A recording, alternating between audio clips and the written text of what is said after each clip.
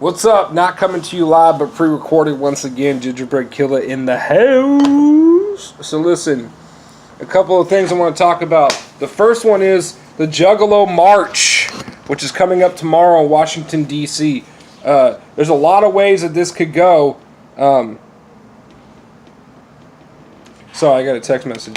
But anyways, there's a lot of ways this can go. It can go really good, and hopefully everybody that goes to this march, you know, if I could afford to go, I would definitely be there. Unfortunately, I'm a family man with lots of kids and bills and things, and I just cannot travel that far. I cannot put my bills on the back burner for a plane ticket and hotel and eats and all that. I can't do it. So I just financially can't do it. So I can't make it. But the Juggalo March, I think is a good thing and a bad thing. I think it's a good thing that we're going to stand up to our government who is labeling us as gang members. As you can see, I've been a Juggalo for a very, very long time, since I think 97, I believe, or 6 even. I'm not even really too sure. So it's been a long time for me.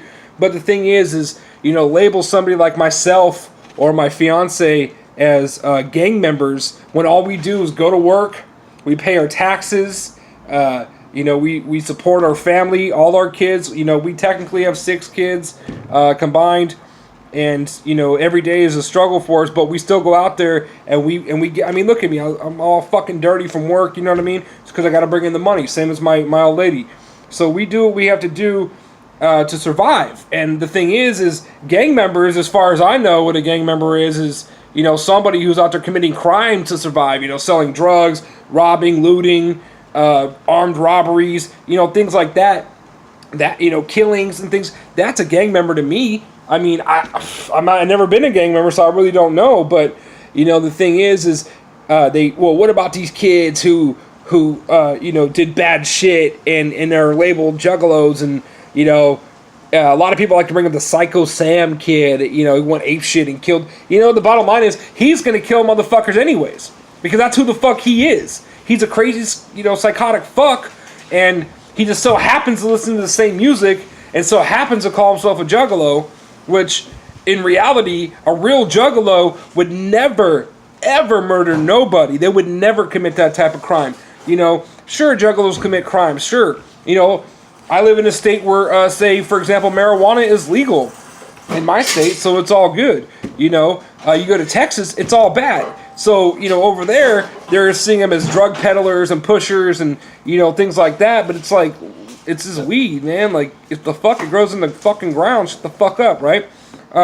So, you know, the weed thing, you know, there's Juggalos on drugs. But there's also Beatlemaniacs on drugs. There's also fucking Deadheads on drugs. I mean, when the Grateful Dead came out, it was a huge time for acid and all sorts of free love and all that shit. Are they labeled a gang because some Deadheads took some wrong acid and died? Or are they labeled a gang because some Deadheads took some acid and went out and freaked out and fucking killed somebody? You know, you don't hear about that shit.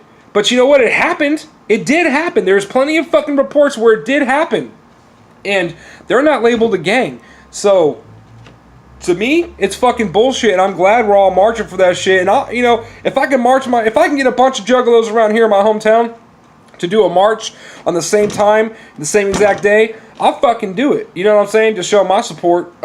Because the Juggalo community to me is everything. You know, I'm a fucking outcast. I've been an outcast my entire life. Starting from a youngster with my own family. I'm a black sheep. You know, I'm not this successful doctor or lawyer or businessman like my family would have liked me to have been, which they are. You know, they're not doctors and lawyers, but they're successful people. And I'm not saying I'm not successful. I'm just saying I'm not as successful as them.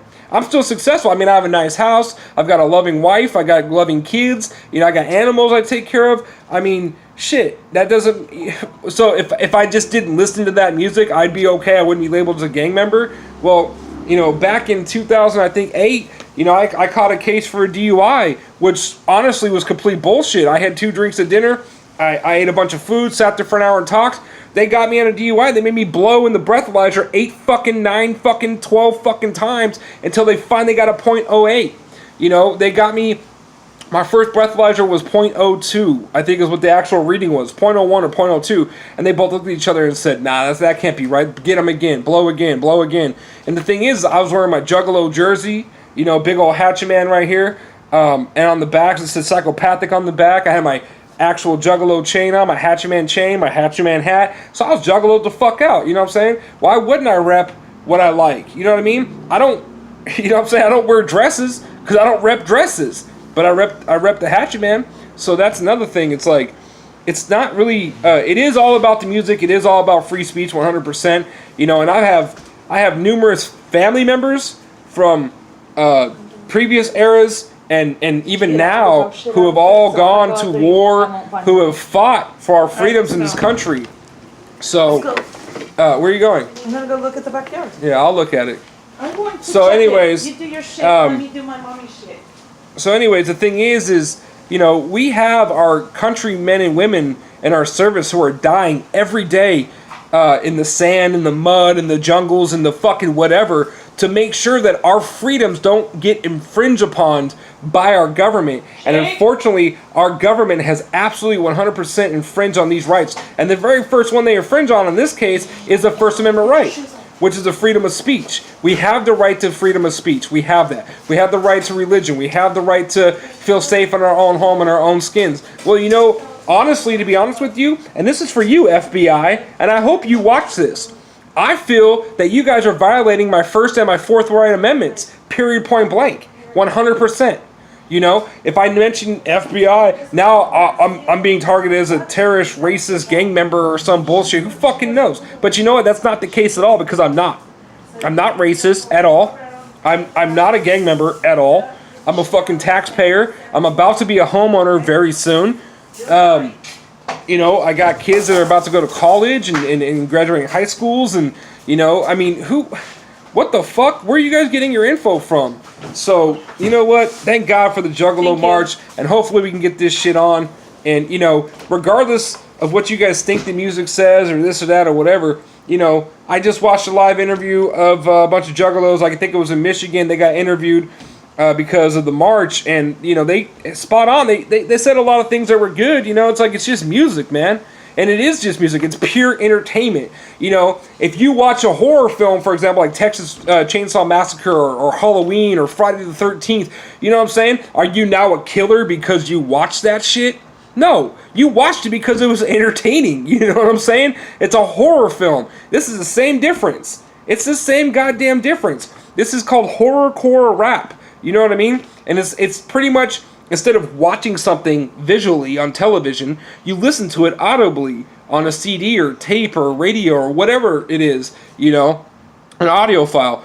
So how can you be labeled for something that it just doesn't make any sense? You know what I'm saying? So that's the one thing right there that just upsets the shit out of me. It's like, if everybody in America or around the world who listens, or not even listens, but watches horror films, what, they should automatically be labeled a fucking serial killer? You know what I'm saying? Because, you know, it's the same shit they're saying about the music. Because the music, yeah, they talk about killing people. Yeah, they talk about murdering people. Yeah, they talk about beating the shit out of people. But you know what? It's really not really, even in the music, it's not even about that. What it's truly about is the messages that are inside the music that are wrapped around the wickedness. And only those who are true and only those who are self-centered will hear the true message. Okay? Yeah, you hear them say, I stab people, 4 or 5 people every day. You know, it's like, okay, yeah, that's funny. Ha ha ha ha ha. But then, later on in the album, you hear, you know, like the echo side, for example. It's like, where do we go? What do we do? What happens when we die? You know, Shangri-La being one of the most, I don't want to say respected albums, but one of the albums where it makes most sense. You know what I'm saying? They have the Shangri-La and the Hell's Pit. Shangri-La is where all the juggalos are going to go. We're going to Shangri-La, going to the carnival. We're all going to have fun when we die and stuff like that. It's all about God, right? Right? That's the message. The message is truly all about positivity. Help somebody out when they're down.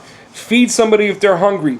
Give them some loot if they have nothing and they need something. It doesn't matter if it's $100,000 or 15 cents. You know what I'm saying? If you can help somebody out, help them the fuck out. That's what a Juggalo is all about. And that's what it's about to me. It's about a family. It's about, you know, we all have moms and dads and aunts and uncles and shit, but sometimes we don't fit in with our moms and dads and aunts and uncles and shit. So we're kind of on the outskirts. You got the circle of normacy, and we're on the outside of that because we're just a little bit different. We're the oddities. You know what I mean? So we, in high school, I never really clicked up with the jocks. I never really got in with the popular kids or the nerdy kids or whatever. But you know what? My Juggalo friends were just like me.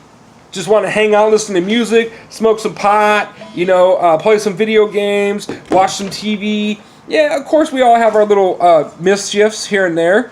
We have, being a teenager, you go around TP somebody's house, egg somebody's house. Does that make you a fucking gang member? Does that really truly make you a gang member? I don't think so. I think it's teenage mischief, And back then when I was doing that shit, I didn't feel any remorse or anything. I'm like, fuck that, it's just eggs, just, whatever. But I'm a young, dumb teenager back then. And now that I'm older, somebody did that shit to me, I'd be pissed. You know what I'm saying? But it's just a part of life. How long has it been going on? You think that, like, my generation of people learned how to teepee on their own? You know what I'm saying? That shit's been going on for way long. Egging houses, setting poo on fire, watching somebody stomp it out with their feet. You know what I'm saying? That shit's been going on for a long time. Juggalos didn't invent this shit. So why don't you go after the people that invent the bad shit if you're so pissed off? That's, and every group, and no matter where you are or what group it is, even in church, even in fucking church, you have a bad apple.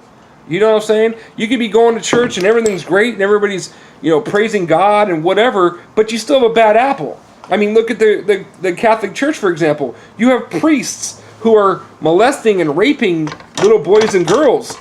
And they're they're the head of the church. They're the ones teaching you the gospel, But we're the bad guys because we want to put a stop to that shit. Because we're voicing ourselves and our opinions, keep in mind, our opinions, that you should fucking die for the fucking bullshit that you've done and caused to these people, to these children. You're fucking sick in the fucking head. You really are. Pedophiles, same way. Fuck you guys. And fuck murderers. I mean, sure, in my personal opinion, there's a lot of times where there should be justifiable homicides. Which happens. There are a lot of times where the courts rule in justifiable homicides. But more often than not, they get a murder 1, murder 2, murder 3 charge.